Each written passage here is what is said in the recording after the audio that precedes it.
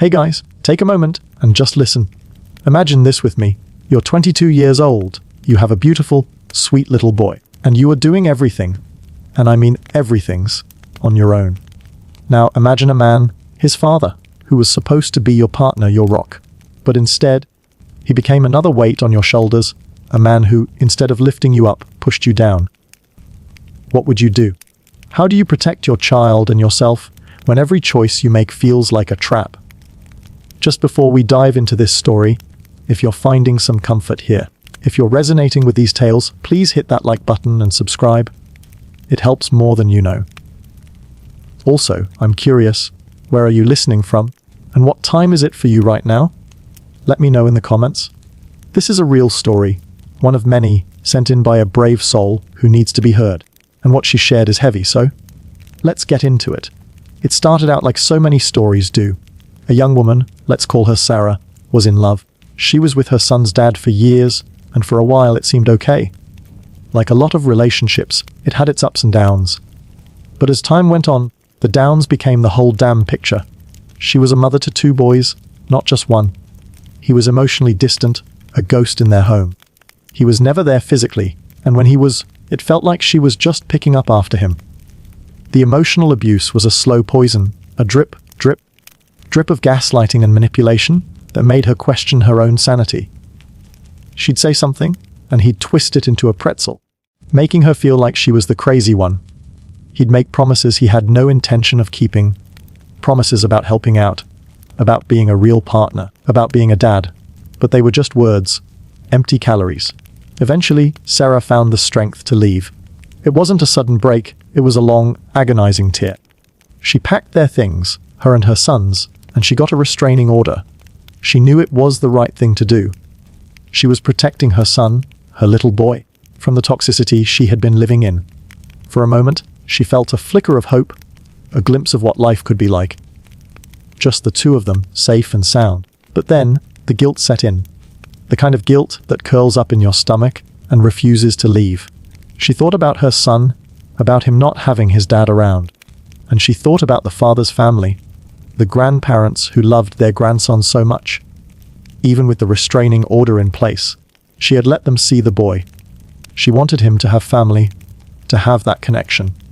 And because of that guilt, she made a choice that changed everything. She dropped the restraining order, and almost immediately things went to hell. Not long after the order was dismissed, he assaulted her again. It was a vicious attack, and she ended up with a head injury. The man she had once loved, the father of her child, had become a monster, and she was alone. This is the part of the story that really gets me. Sarah, this young mother, had no one. No friends to call in the middle of the night. No family to lean on. Just her and her little boy against the world. She's been dealing with everything on her own. The doctor's visits, the legal questions, the fear, the exhaustion. All of it. So, she did the only thing she could think of. She reached out to his parents, the grandparents she had been so kind to. She thought they would understand. She thought they would be on her side.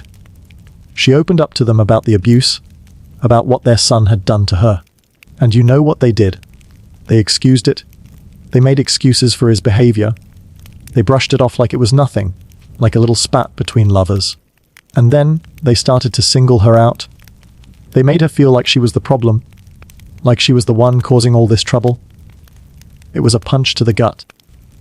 The very people she had been trying to build a bridge with, the very people she thought she could trust, had turned their backs on her. And that's when she knew, with a certainty that cut through the confusion and fear, that she had to put a stop to it. She hasn't let her son see anyone from that side of the family since. She knows it's the right thing to do, the only thing to do to keep her and her son safe. But she also said it feels so wrong. And that's the rub, isn't it? When you're making the right decision, but it feels like you're ripping a piece of yourself away. When you're doing the thing that's best for your child, but it leaves you with a heavy heart. She feels isolated, confused, and overwhelmed. She's navigating a legal system that feels stacked against her. She spoke with a lawyer who told her it's unlikely a court would grant her full custody just because of domestic violence. And on top of that, she doesn't even have the money to fight. She's been calling free legal services every day for weeks, and she's still on her own. There's no support system, no breaks. Just her boy, and a mountain of impossible choices. So, I want to end this by asking you, our listeners, what would you do? What advice would you give Sarah? How do you navigate a situation like this? Where do you even begin to find the strength to keep going? This isn't just a story, it's a plea for help.